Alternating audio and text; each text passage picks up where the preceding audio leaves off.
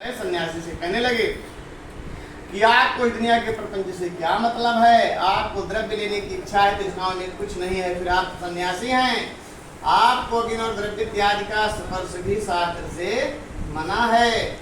बदल भेष डंडी गए नाव देश क्यास्ते और मुद्रा की इच्छा तुम्हें कहाँ महाजन मस्त घाटा फिरता माल है पूछत हो बात वैश्य की है नाव धनिया तेजपत्ता समान लदा हुआ। इस प्रकार साधु वैश्य का निष्ठुर वचन सुन करके दंडी ने कहा तुम्हारा वचन सत्य हो जाए अर्थात तुम्हारी नौका में लता पात्र हो जाए। ऐसा कहा करके सन्यासी जी वहां से चल करके नदी के समीप ही एक स्थान पर बैठ गए। उनके जाने के बाद वैश्य अपना नित्य कर्म करने के बाद नौका को देखा, नौका जल से उतरा गई। फिर नौका पर चढ़ करके देखा जितना झगड़ा किया था सब लता पात्र हो गया।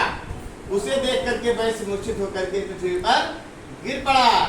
गतेशो को न कर्तव्यो भाविष्यत में चिंतित वर्तमान कालीन परिवर्तन ते भिक्षा जो चीज बीत जा कर सोच ना करे चाहिए साथ में आगे सोच। साधु नाम वैश्य जो अपने दामाद को साथ लेकर के दंडी स्वामी के पास आए और आदर पूर्वक बोले कि मैंने आपके समीप झूठ कहा है। दंडी स्वामी कहते हैं कि नहीं तुमसे भूषण चाहत, नहीं तुमसे धनधाम और नहीं तुमसे भोजन चाहत, नहीं तुमसे कछ काम। हे साधु वैश्य तुम रो मत, तुमने मेरी पूजा करने को कहकर नहीं किया है, इसलिए बुद्धि मेरी आज्ञा से तुमको बारंबार दुख प्राप्त हुआ। इसलिए साधु वैश्य सुनो, हित जानी तुम्हें उपदेश दिया धन भूखे कंगाल को बांटिएगा। पहचान के लोग से बात करो भगवान उसको मत काटिएगा। कहीं दिन मलिन जो देख परेशी आराम, कहीं दुख काटिएगा। यश गावेंगे प्यारे तिहारे कभी कुआं और तालाब मत काटिएगा। उपदेश है पर सुनो चित सो, कभी पंडित को मत कोशिएगा, सबसे मिलके रहिएगा।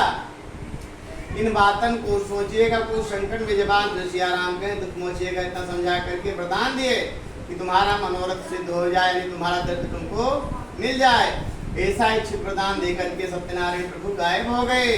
अब वैसे वहीं पर सत्यनारायण भगवान का पूजन किया और अपने स्वजनों से कहा कि सत्यनारायण प्रभु की कृपा से मेरा मनोरथ सिद्ध हुआ है। ऐसा कह करके अपने घर को चलने की तैयारी की। धन से पूर्ण की चीजें ठिकाने ठिकाने पर दामाद और नौकर को साथ में लेकर के बहुत समय के बाद साधु नाम वैश्य अपने नगर के पास आए तो अपने दामाद से कहने लगे कि देखो हमारा संसार नाम नगर दिखाई दे रहा है। ऐसा कह करके अपने घर भेजा। वह दूत जब नगर में आए तो वहाँ पर आकर के साधु वैश्य की स्त्री को देख करके हाथ जोड़ा और ये वचन सुनाया कि आपके पतियों दामाद सज्जनों के सहित बहुत सा धन लेकर के नगर के निकट आ गए हैं। ऐसा दूत के वचन सुन करके उस पतिव्रता स्त्री ने बड़ी आनंदित होकर के अपनी कन्या से कहा कि तुम सत्यनारायण भगवान का पूजन करो और मैं शीघ्र पति का दर्शन करके आती हूँ।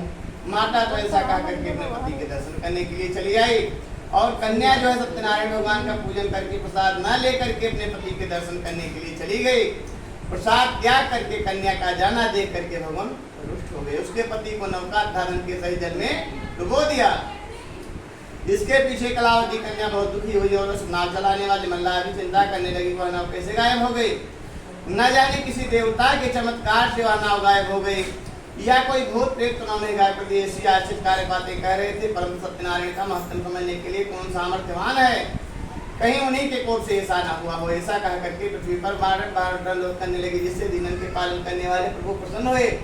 उनके प्रसन्न होने से आकाशवाणी होती साधु देवी कन्या त्याग करके अपने पति के दर्शन करने के लिए चली आई है, जिससे इसको पति का दर्शन नहीं हुआ है। अब यह कन्या घर जाकर के प्रसाद खा करके आएगी तो इसका पति इसको निसंदेह देगा। ऐसा गणमंडल से आकाशवाणी सुन करके शीघ्र घर आई। घर आकर के प्रसाद खाया, जल पिया। फिर वहां पर आई अपने पति को देखा। कन्या जो है पिता से कहती है पिताजी अब आप घर चलिए, विलम्ब क्यों कर रहे हैं। इस तरह कन्या का वचन सुन करके वैश्य संतुष्ट हुआ और अपने घर पर आकर के वैशाख पूर्णमासी और हर संक्रांति और हर एकादशी को बराबर वैश्य सत्यनारायण भगवान का पूजन करने लगा। ये तृतीय स्कंद के प्राणी रेवा खंडित सत्यनारायण भगवान कथायाम चतुर्थो अध्याय। बोलो सत्यनारायण भगवान की जय।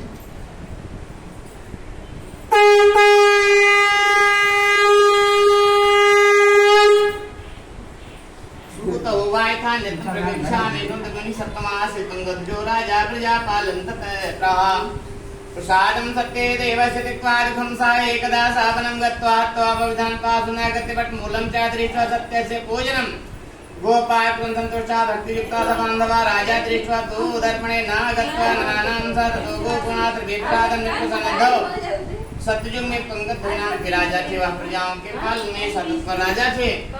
कि वह प्रजाओं को पुत्र के समान पालन करने वाले महाराजा सत्यनारायण का प्रसाद त्यागने से अत्यंत दुखी हुए हैं। उसका वृत्तांत इस प्रकार से है कि एक समय तुंगध्वज राजा सेना को साथ में लेकर के एक बहुत बड़े जंगल में मृग आदि का शिकार करने के लिए राजा गए और अनेक प्रकार के पशुओं का शिकार करते हुए राजा एक मृग के पीछे दौड़ते घोर जंगल में अकेला जा पहुंचे राजा, जहां पर कि सब सेना का साथ छूट गया। वहां पर एक प्रेत रहता था, वह बहुत रोज का भूखा था। वह राजा को देख करके खाने को दौड़ा। राजा ने विचार किया कि अब क्या करना चाहिए, तो मन स्थिर करके प्रेत राजा ने कहा कि हे प्रेत, तुमने कौन सा ऐसा पाप किया था जिससे प्रेत योनि में पहुंचे। राजा का वचन सुन करके प्रेत बोला कि हम विराट के रहने वाले हैं, मैं इसके पूर्व जन्म में बहुत से पाप किए हुए हैं जिससे कि यहाँ प्रेत योनि पाई है और घूमते घूमते आकर इस जंगल में अकेले पड़े हैं। राजा ने कहा तुम्हारे साथियों तुमको अच्छे अच्छे राज खिलाएंगे और प्रेत योनि से छूटने का भी उपाय करेंगे। ऐसा सुन करके प्रेत बहुत प्रसन्न हुआ। तो प्रेत राजा ने कहा कि भाई चलोगे तो हमारे यहाँ कोई विघ्न बाधा तो नहीं करोगे।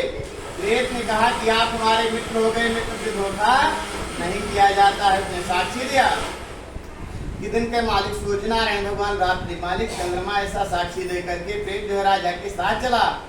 आगे जाकर के राजा जो है बरगद के पेड़ के नीचे ठंडा होने लगे और प्रेत जो है बरगद के पेड़ के ऊपर बैठ गया। इस प्रकार ठंडा होकर के वहां पर देखा बहुत से ग्वाल लोग भक्ति पूर्वक सत्यनारायण भगवान का पूजन कर रहे थे। ऐसा देख करके राजा अहंकार से घमंड के मारे न तो वहां पर आए और न उन्होंने सत्यनारायण प्रभु को हाथ ही जोड़ा। जब पूजन समाप्त हो गया तो ग्वाल लोगों ने सत्यनारायण का प्रसाद राजा के आगे ले जा करके रखा और अपने स्थान पर आकर के सब लोगों ने इच्छा अनुसार प्रसाद खाया। राजा जो प्रसाद को त्याग करके चला गए। प्रेत ने विचार किया कि अभी भूख लगी, अभी पता नहीं राजा खाने को कब देंगे, तो प्रसाद ही खा ले। प्रसाद उठा करके प्रेत खा गया। तुरंत ही आकाश से विमान आया, प्रेत जो है स्वर्गलोक को चला गया और प्रेत जो है प्रेत योनि से मुक्त हो गया। राजा को प्रसाद त्यागने से बहुत बड़ा दुख प्राप्त हुआ। क्या दुख प्राप्त हुआ कि राजा के 100 पुत्र थे, धन जो संपत्ति थी वो भी नष्ट हो गई। तो राजा ने विचार किया कि सत्यनारायण के प्रसाद त्यागने से हमारी यह दशा हुई है, क्योंकि इनमें इतनी शक्ति है कि रंकम करोति राजा नाम रंकम न्योचा धनिम निर्धनम च निर्धनम धनिम, धनी को गरीब और गरीब को राजा, ऐसा सत्यनारायण प्रभु की ही माया है। ऐसा विचार करके जहाँ पर सत्यनारायण भगवान का पूजन हो रहा था वहां पर चले सब गोप लोगों के सहित राजा जो है भक्ति पूर्वक सत्यनारायण भगवान का व्रत को पूजन किया। उस व्रत के प्रभाव से राजा का धन धान सब ज्यों क्या त्यों हो गया और इस लोक में सुख भोग करके अंतकाल में राजा जो है सत्य लोक को प्राप्त हुए। सूत जी महाराज कहते हैं कि ये सोनकादिक मुनि समय जिसने सत्यनारायण भगवान का व्रत पूर्व जन्म में किया है, अब हम उन लोगों के दूसरे जन्म का हाल कहते हैं। दूसरी अध्याय वाले जो शतानंद नामक गरीब ब्राह्मण थे वह दूसरे जन्म में सुदामा हुए। वह भगवान में मित्रता करके मोक्ष को प्राप्त हुए। और दूसरी अध्याय वाले जो काष्ठ का बोझा ढोने वाले जो लकड़हारा थे वह दूसरे जन्म में निषाद राज हुए, जो भगवान श्री राम जी की सेवा करके मोक्ष को प्राप्त हुए। और तीसरी अध्याय वाले जो उनका मुख नाम करके राजा थे वह दूसरे जन्म में महाराज दशरथ हुए। वह भगवान रंगनाथ का पूजन करके वैकुंठ धाम को पधारे। और तीसरी अध्याय वाले जो साधु नाम वैश्य थे वह दूसरे जन्म में मोरध्वज राजा हुए।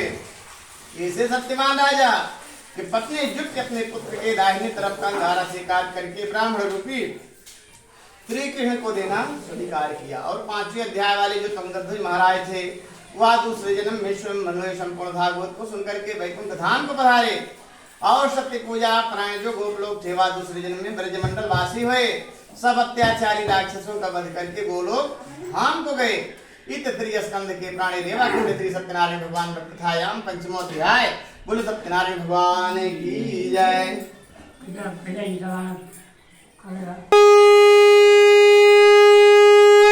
लाओ लकड़ी लाओ और घौनिया दे दें